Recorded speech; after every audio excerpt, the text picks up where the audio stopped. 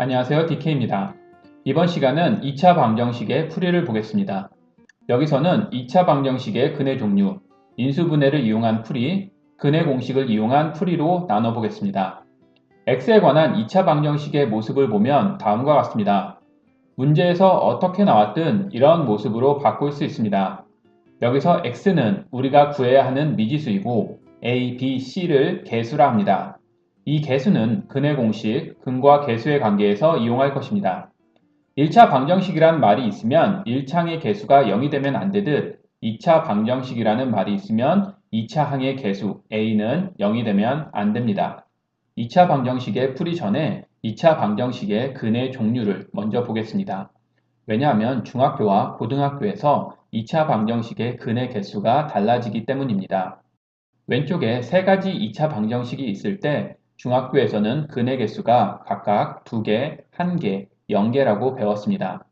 이것은 근의 범위를 실수로 제한하고 있기 때문입니다. 그런데 우리는 복소수까지 알고 있습니다.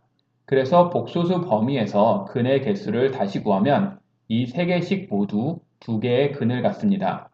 그리고 첫 번째는 서로 다른 두 실근, 두 번째는 서로 같은 두 실근, 마지막은 서로 다른 두 허근이라 합니다. 여기서 두 번째는 두 개의 근이 공교롭게도 서로 같은 것입니다.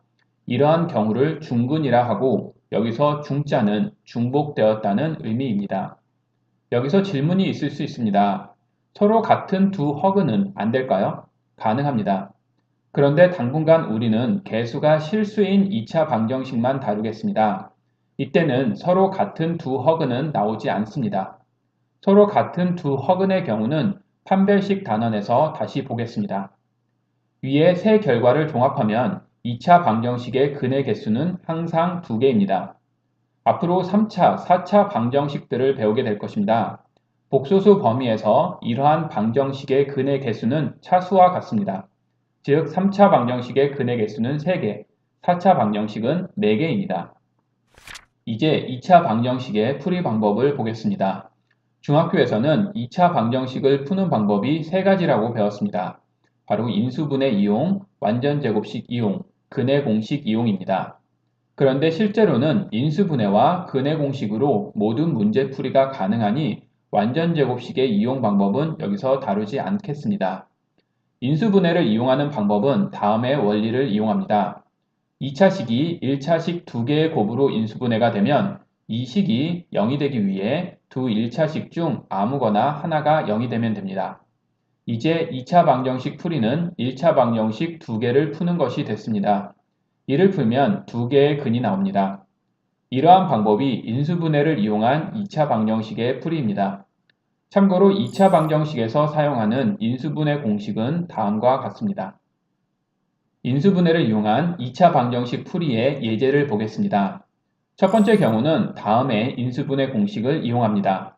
상수항 -10은 5와 -2의 곱이며 이 두 수를 더하면 1차항의 개수 플러스 3이 되는 것을 확인합니다. 그러면 인수분해는 다음과 같이 되며 답은 -5와 2입니다. 여기서 빠르게 구하는 방법은 인수분해가 되는 5와 -2를 찾았으면 여기에 부호를 바꾸면 바로 답이 됩니다. 두 번째 경우는 우선 ax의 제곱 플러스 bx 플러스 c는 0의 형태로 바꿔줘야 합니다. 여기서는 다음의 인수분해 공식을 이용합니다. 이제 곱해서 2차항의 개수 2가 되는 수 2와 1, 곱해서 상수항 -3이 되는 -1과 3을 찾습니다. 제대로 찾았는지 서로 엇갈려 곱하고 그 결과를 더하면 5로 1차항의 개수와 같은 것을 확인했습니다. 그러면 인수분해는 다음과 같이 되고 답은 2분의 1과 -3이 됩니다. 여기서도 빠르게 답을 구하는 방법은 일단 인수분해가 되는 수를 찾습니다. 그리고 앞의 수로 뒤의 수를 나누고 부호를 바꿔주면 됩니다. 그래서 위의 것은 2분의 1, 아래 것은 -3인 것을 알 수 있습니다. 실제로 인수분해가 되면 이렇게 빠르게 답을 찾는 방법을 이용합니다. 다음은 근의 공식을 이용한 2차 방정식의 풀이 방법입니다. 중학교 때도 배웠지만 다시 한번 근의 공식을 유도해 보겠습니다. 2차 방정식은 다음과 같은 모습을 하고 있습니다. 우리가 원하는 것은 근, 즉 x를 우리가 알고 있는 계수 a, b, c를 이용해 나타내는 것입니다. 그러려면 주어진 좌변의 2차식을 다음과 같이 제곱 형태로 만든 후 양변의 제곱근을 구하면 다음과 같이 x만 나오게 만들 수 있을 것입니다. 따라서 우리가 할 일은 좌변에서 완전 제곱식을 찾는 것입니다. 처음 식으로 돌아와 양변을 a로 나눠보겠습니다. 2차 방정식이기 때문에 a는 0이 아니고 0이 아닌 수로 양변을 나누는 것은 문제가 없습니다. 완전 제곱식이 되려면 오른쪽과 같이 상수항이 1차 항 개수의 반의 제곱이 되어야 합니다. 지금은 그런 항이 없으니 a분의 b의 반의 제곱을 만들어줍니다. 그냥 만들면 식이 바뀌니 같은 항만큼 마이너스 항도 만들어줍니다. 이제 처음 세 항은 완전 제곱식이 되죠. 남은 항은 우변으로 보내고 통분하기 위해 두 번째 항 분모 분자에 4a를 곱해줍니다. 그러면 우변이 다음과 같이 정리됩니다. 이제 양변의 제곱근을 구하는데 분모는 2a의 제곱이니 루트 밖으로 뺄 수 있습니다.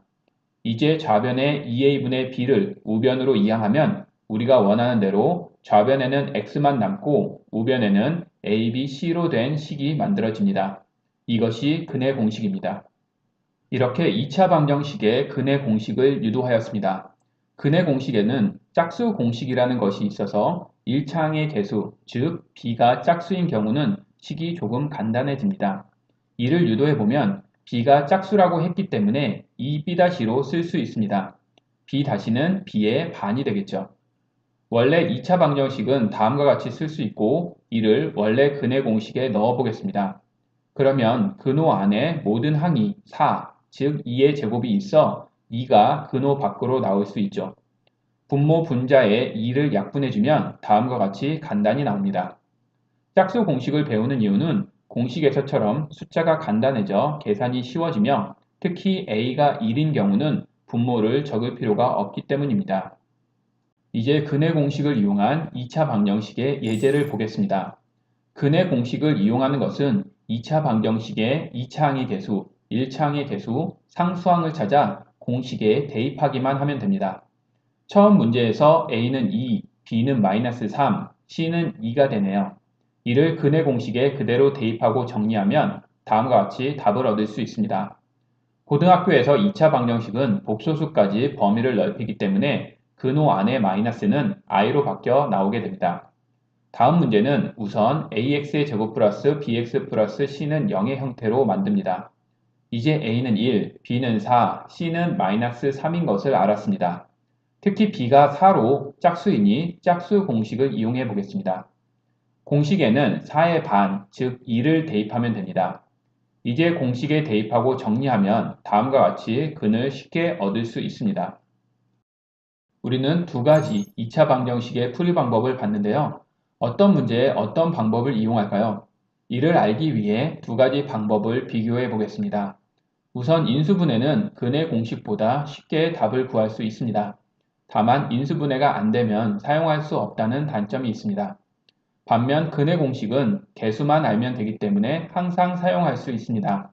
다만 근호와 분수가 있어 계산이 좀 더 복잡합니다. 따라서 2차 방정식 문제가 나오면 우선 인수분해가 가능한지 확인해서 가능하면 인수분해를 이용해 문제를 풉니다. 인수분해가 안 되면 그때 근의 공식을 이용하면 됩니다.